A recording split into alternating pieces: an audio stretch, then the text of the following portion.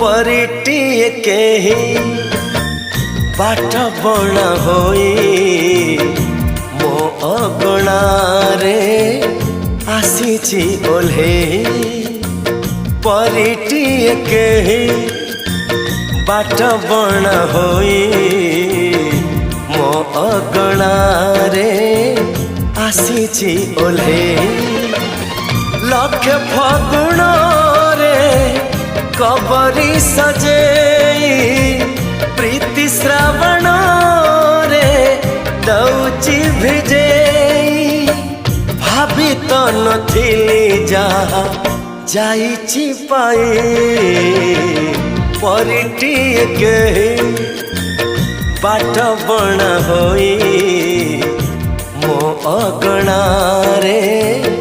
आसीची ओल्हे।